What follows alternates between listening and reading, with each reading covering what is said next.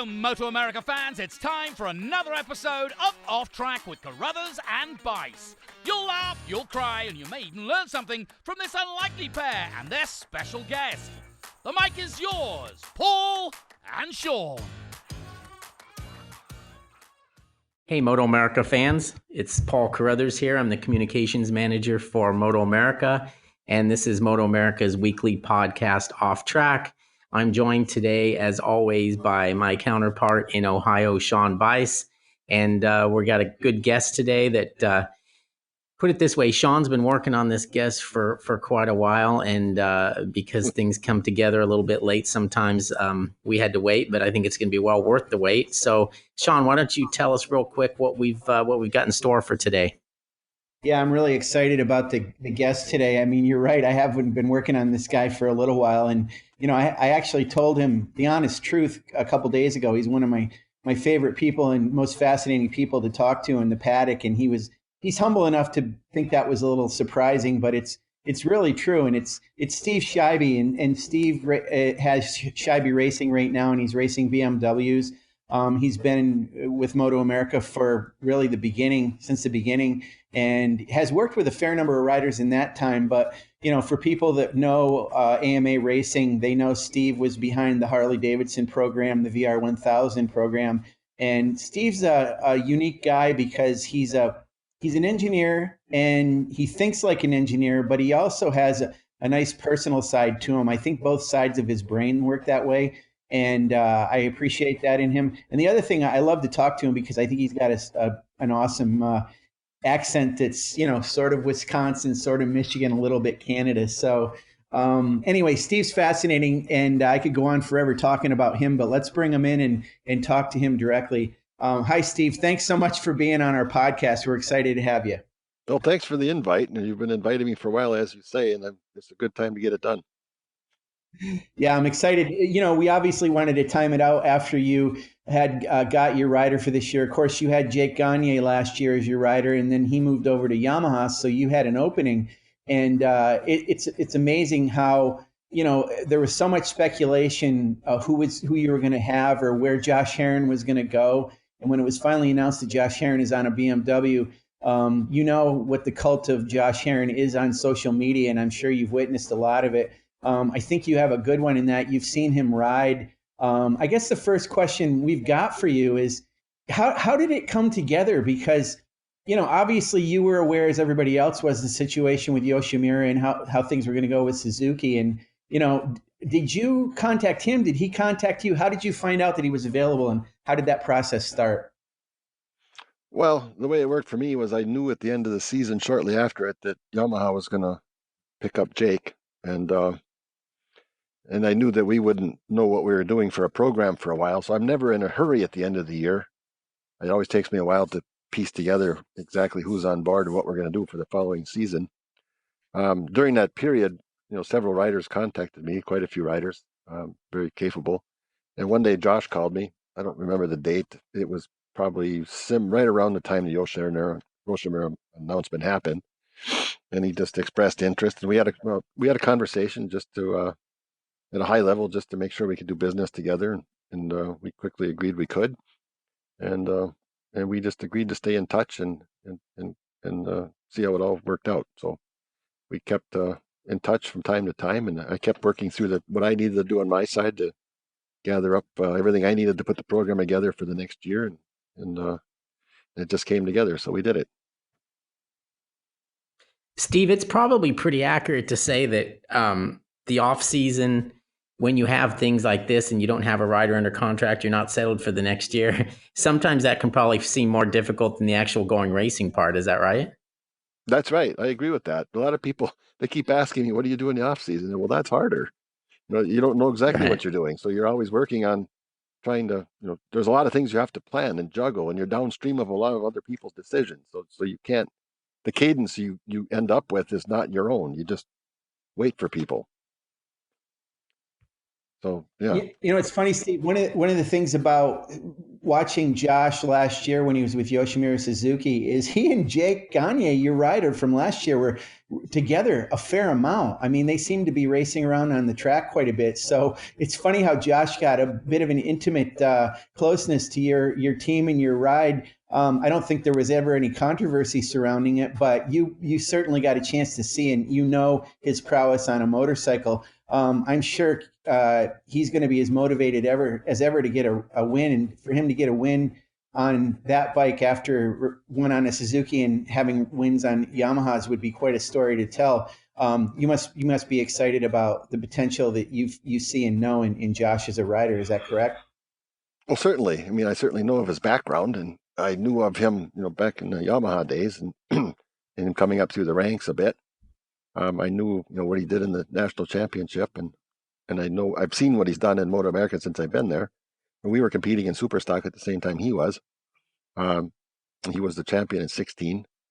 And then to your point, this year on the racetrack, Jake was, injured at the beginning of the season, but as he worked himself up to speed as the year went on, we started encountering, Josh quite a bit from time to time on the track. And I remember standing on the pit wall watching them repeatedly draft past each other on the front straight of New Jersey. So that was interesting.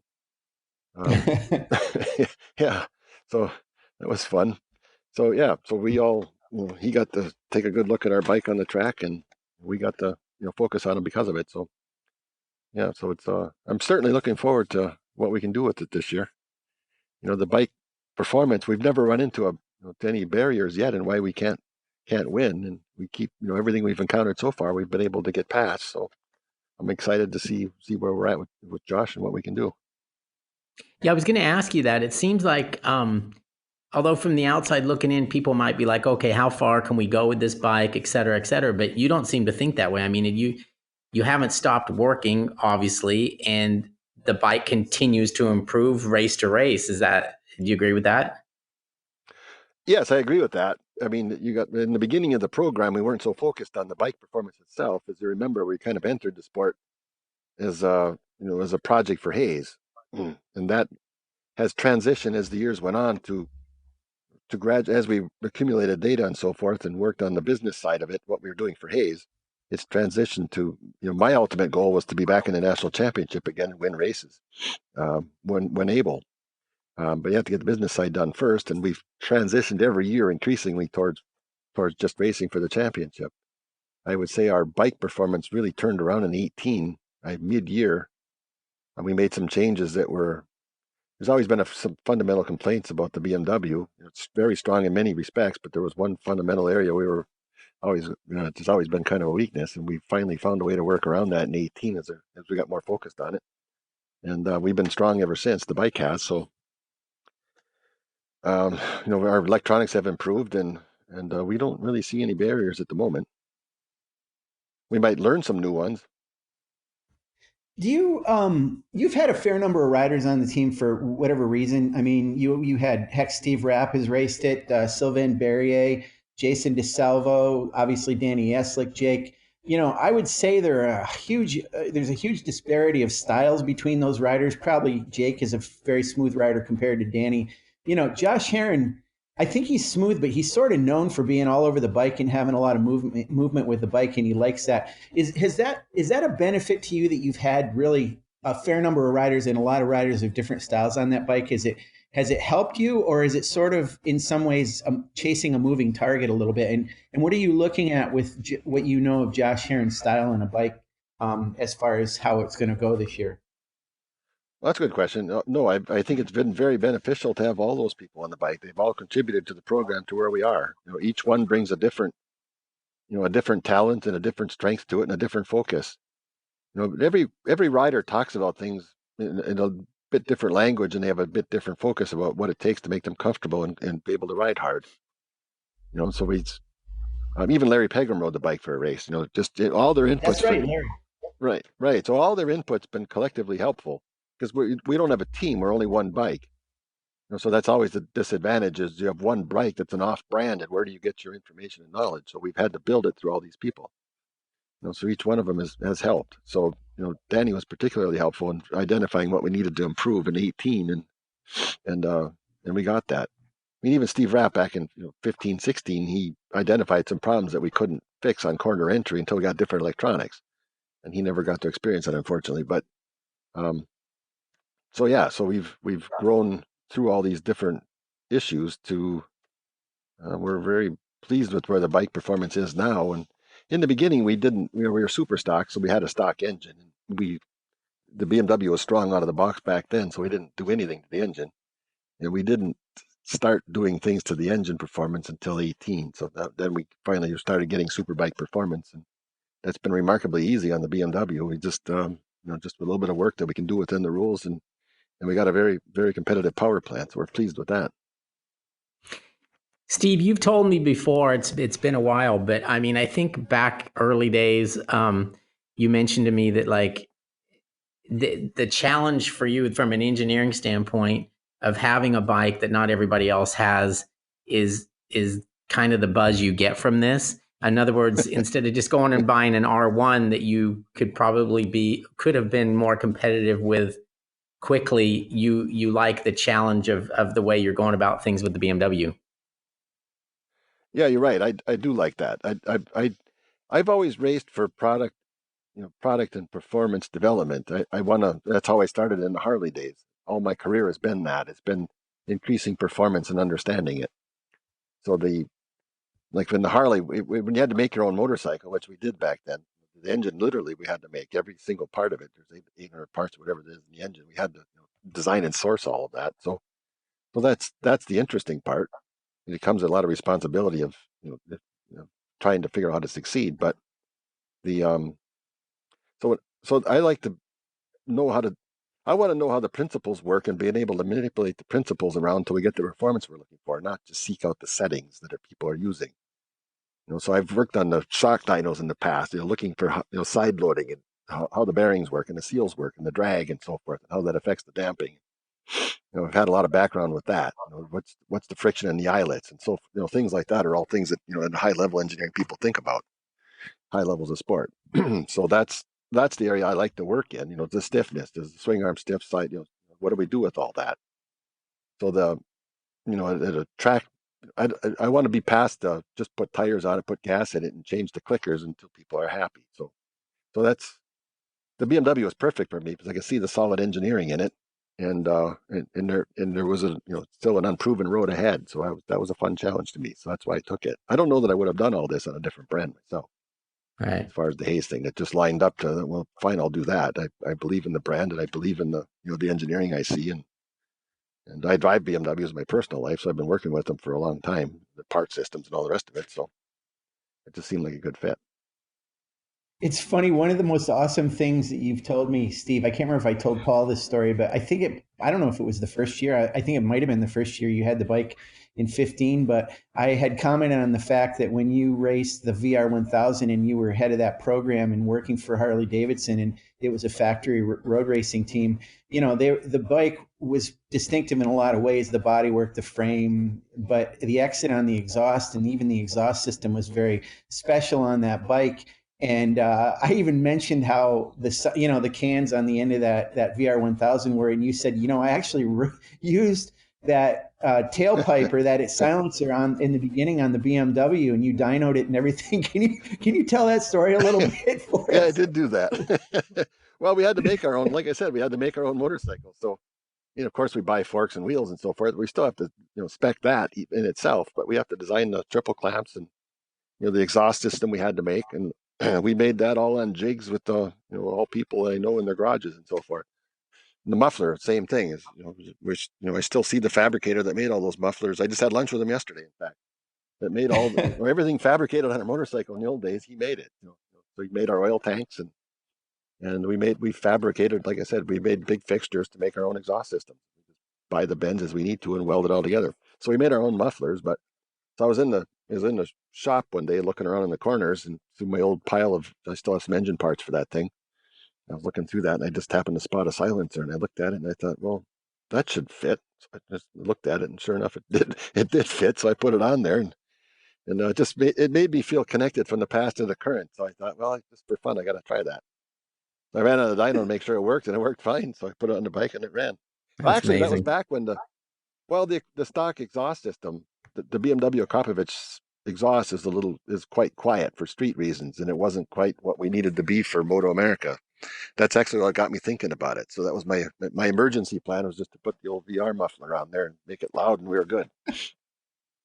I love that story. That's such a great connection.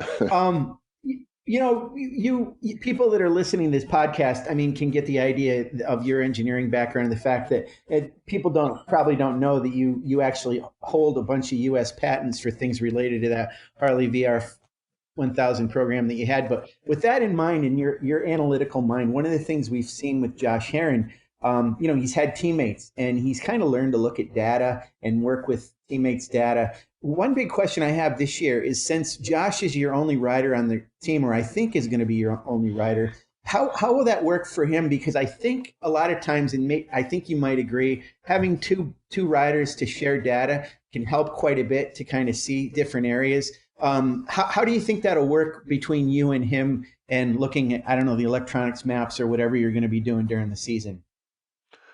Well, to that point, as I said earlier, having multiple riders on the bike has been helpful. So through all the different riders focusing on different things in different ways with different language, we've kind of learned the little box that the bike works good in. And once we've got into that little box, everybody's been happy with it. So, Jake made minimal changes to it last year. So if we were on a new bike, I'd be worried about it, because we'd be where do we need to be? But right now we know where we need to be. Doesn't mean we can't change it for somebody. We will, but if we need to. But we know that just where we are is quite good. So to put them on the bike and just ride it, we won't. I expect that we'll be off to a very good start. Past that, you got to work on. Everybody's got a little different focus. Right? They want to pick up a 10th here for this or that reason, or whatever. Then you can go into the data and look at it, but keep in mind we got years of data from all these tracks except Washington. So that's a good point. He might not have a teammate, but he has a teammate from past riders he has several teammates from past riders that have information and data that you can lay over what he's doing, I guess. Right. That's pretty great. That's what we've been doing, right? We just overlay the previous data, and we're fine. Piece of cake. That's right. Oh yeah. Sean and I might go buy one. That's right. Well, get one. No, I'm pretty happy with where it's all at. Again, we might become aware of a barrier why we can't, win the national championship, but I don't know what it is yet. Yeah, that's a good attitude. I haven't seen one that I can say we can't win. Right. Do you feel like this year, with the changes that have happened, that we all know about, do you think the playing field is leveled a little more? Do you think you have a better chance than you've had? Certainly as good a chance as you've had as ever. I mean, certainly you've got a top-notch rider on the bike. Where do you feel your program is this year heading into 2020? Well, I would say it's mature. We're at the end of a model design cycle, and we're at the end of our own business cycle. So it's, by that I mean the Haze business cycle. So we built the bike up. Fortunately, I didn't have to make any investments this year. They've all been made in the past. So we've invested in engines, we've invested in awnings, and all of our big investments are done. So this year we're just ready to really just focus on what we have, and what we have we're happy with. So what was the rest of your question? You've got a solid rider too this year. So Steve, you mentioned Haze. Go ahead. Well, I'm sorry. I was going to change something. Yeah, just to finish up on one thought there was, the one standout feature of the bike, and I think that's true of any BMW, but I know it's true of ours, is that the bike is very solid on corner entry. So all the riders will say that. They're always pleased with how solid the bike is on corner entry. So you can, you don't have to be gentle with it. You can move around, to your point earlier about Josh wanting to move around a lot and so forth. The bike will tolerate that. It's very strong all the way down to the point you pick up the throttle, especially since we fixed some engine braking electronics from the earlier days. So let's talk about the brakes a little bit. I mean, one thing people know about a BMW is that it's extremely fast, but one of the things you've been involved with is Haze brake systems, which you use on those bikes, and you have a relationship with Haze. And I had written a story, I think it was last year, that it ultimately, the relationship ultimately led to now there are production BMW motorcycles that are being produced that have Haze brakes on them. Can you talk about your involvement with Haze, what you've been doing in the paddock with having them on your Superbike, and how it kind of led to the production, OEM supplying of those brake systems to BMW? So the Haze brake thing, in 2012, somebody contacted me to discuss performance improvements. And they're familiar with what I was doing from the Superbike side for Harley. Haze and Harley certainly knew each other well. So we took a look at the brakes and we saw some issues that we needed to change straight up. And we changed those, and then we could see that there was more to it than that.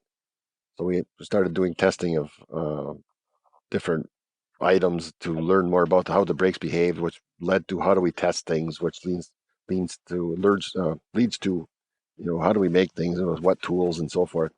So it took how do we develop methods of measuring caliper stiffness better and so forth. There was quite a bit of background work we had to do just to get all the tools available to assess what we were trying to do. Once we got some prototype parts of quite a few different variations we made, we tested them in various places, including in snowcross racing and snowmobiles. We did street riding. We bought a 2012 S1000 BMW, and we did. Me and another engineer did quite a bit of track day testing at Blackhawk Farms, a local track here, just measuring data and getting a sense for feel and so forth. And that one thing leads to another, and we ended up, this is a final chapter of that, trying to get them on needing to get them on a bike, and we did that in 15. I saw what MotoAmerica was doing.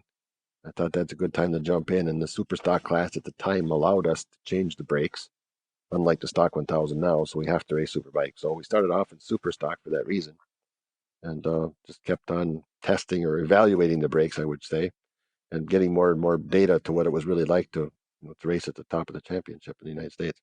Yeah. So Steve, talk about how, this is perfect. So super stock 1000, that was different than stock 1000 is now in that you were able to do the brake thing. So you have ultimately wanted to move up to Superbike, but you ran Haze brakes on your Superbikes. And can you talk about when it happened that, and which models of BMW bikes that consumers can buy actually have Haze brakes, and they're branded on the back of them, but they're, tell us about how they're on OEM now, if you would.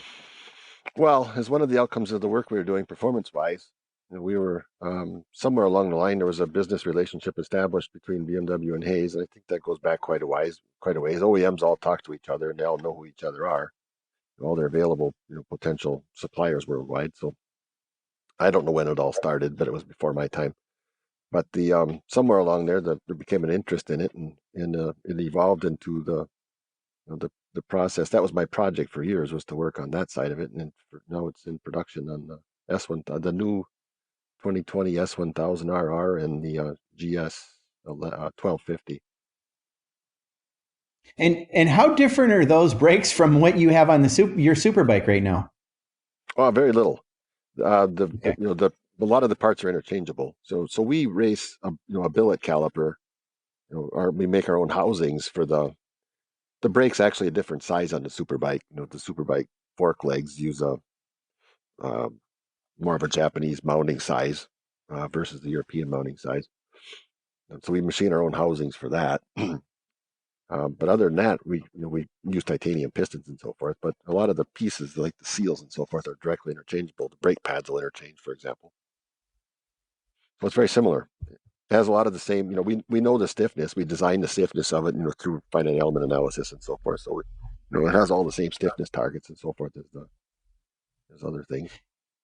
One of the other things I want to ask you about, Steve, is I know you talk about this situation. It was an interesting situation how MotoAmerica came about right at a time where you could get involved with this situation with your relationship already having been with Haze brakes. But from talking to you, I know your passion for road racing and your passion for MotoAmerica. You are one of the ones that really is championing the resurgence of road racing in America through MotoAmerica. Can you talk about that passion that you have about our series a little bit? I think it's pretty infectious, and I wanted the fans to hear that from you. Sure. I mean, in previous times, we had to, in earlier times, I guess, before the production products that we have now, like I said earlier, we had to make our own bikes. We had to make our own engines. We had to, back then the series was 754 cylinders and 1,000 2 cylinders. So it was a lot harder to make power. We had to focus on power a lot more than we do now. So we spent an enormous amount of resource and time just working on having something to race in itself. So the evolution of electronics, the evolution of velocity stacks that move up and down, of overhead and under, and intake manifold mounted injectors, having two of them, how they transition the fuel from one to the other and run smoothly, move the velocity stacks and have it not stumble and all that.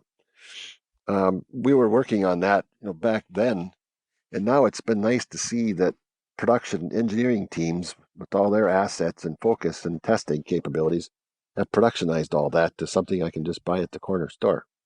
So literally, that's what I did. I went to the corner BMW store in Milwaukee, and I bought a 2015 S1000, and we loaded it in a truck, and we changed a few things, and drove out to Laguna, and we were second in our first race. That's pretty impressive.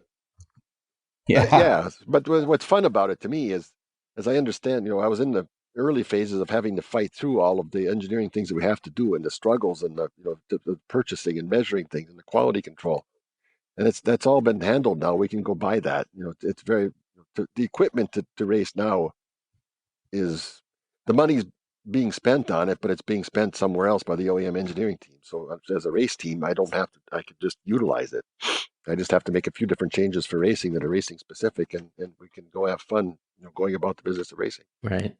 Well, I was going to ask you we always hear like, oh, that's a good Suzuki track, or that's a good Yamaha track. From your experience, which now is, going on a 6th year with us, is there a certain track where the bike seems to work better than others? I guess I always refuse to. To me, that's a little bit like surrender, I suppose. Right. To me, there's be no excuse why we can't be the best bike on every track, and that's always my objective. So it's I don't want to go somewhere thinking that I shouldn't expect to win. So, all right, that makes sense. Yeah. I mean, the bike's strong everywhere, and we'll find out more with Josh, right? Just the closer you get to the top, the more it comes out exactly what you can and can't do, right, and what you're able to fix and not fix. I look forward to that challenge with him. Yeah, one of the things I was kind of wondering is, being that your location, your Michigan, Wisconsin area, and Elkhart Lake with MotoAmerica is kind of your home track every year, and that is a track that favors speed and horsepower, and that BMW seems to favor speed and horsepower. So I was thinking you might have said, based on it being your home track and all of those factors, that MotoAmerica is your best track to go to. But I like the fact that you're saying you want to be strong at all of them. So, but MotoAmerica, obviously, is a special place in your heart, though, right, Steve? Well, it certainly, yes, it does. It's I love MotoAmerica, and I love going there to race, but it's certainly been mixed results for me. In the old days, it was not a strong track for our program. That was always our weakest track, and so it was. It had the highest expectations of all the people that were there, and all the corporate people were there, and I had the least expectations of what we could accomplish, and so it was always there was always a underlying discontent that I experienced when I went there. So that was part of my motivation when I went there in 2018 was that was the track. I said we finally have to step up to Superbike engine performance, and we did it right before MotoAmerica. I said I need to go to MotoAmerica and be fast. And sure enough, we were the engine. I remember Danny when he came in the first time and flipped up his shield. His eyes were big, and he said, "This is strong." So that was yeah. We were pleased. I was pleased to hear that, and I was pleased to see him draft by Tony a couple times on the front straight. And I think there was 1 or 2 sessions we set high speed during that race. Right. Has Josh Herrin indicated in any way to you that he sees this as a challenge, and he's pretty excited about, like, almost the same way that you choose to race a BMW because it's different? I wonder if Josh embraces the fact that you guys are a little bit smaller team, you're a different brand. I wonder if he thinks of that as a challenge. Has he articulated that at all to you? Well, we've certainly talked about it a little bit, but you'd have to defer to him for specific comments and quotes about that part. But he's certainly up for the challenge, and I think we'll work together as a team, and I'm looking forward to it. I don't see any reason why we can't succeed. We think John Herrin is up for any challenge, basically. Yeah, and I think he's thrived in a more of an underdog role with a smaller team. I think he showed that in the past than with factory team. So he was in our office a couple of weeks ago, and he was he couldn't say yet what he was going to do, but we kind of knew what he was going to do. But he did talk about how he was looking forward to it and thought it was going to be fun, and he even mentioned the underdog part. So yeah, I think it's going to be. I'm excited for both of you guys. Yeah, thanks. Well, I did see the underdog part of it in 17. It was I saw some spectacular riding on his behalf to try to fight his way up to the front, and he did. To be able to race with the group in the front. So,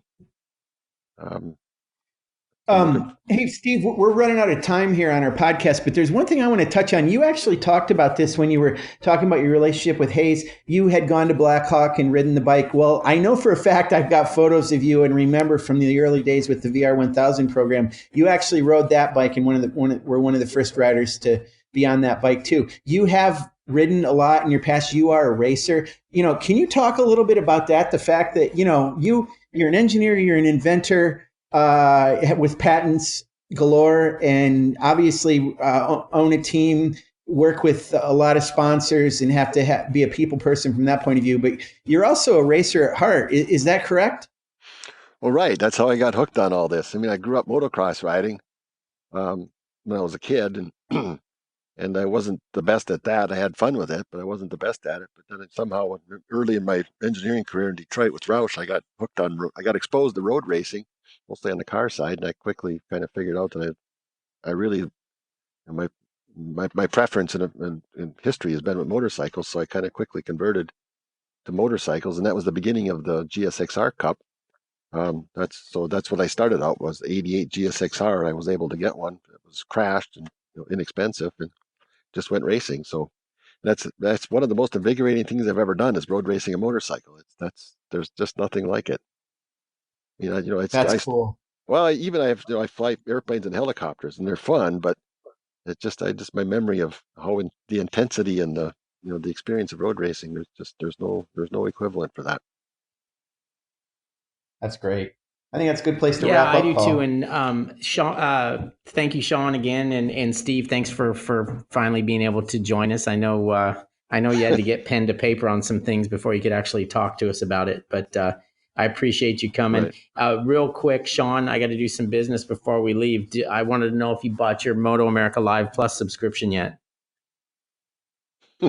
Well, I know we've been advertising it a lot on social media. I haven't gotten mine yet, but I guess I should. Is that what you're saying? Just to let everybody know out there, on Sunday, March 1st, which is obviously it'll be tomorrow when you hear this podcast, is the last day for the special preseason pricing of $54.95. After that, the price is going to go up a bit. So if you're going to do it, I would do it now. But again, thank you guys for joining me, and we'll talk again soon. Steve, I'm sure we're going to see you at the barber test. Right. We'll be there. We're just right now, the guys are just showing up at 1:00, and we got to get it all loaded up and get on the road. Thanks, guys. All right. Thank you. Thanks, Steve. Thanks, Paul.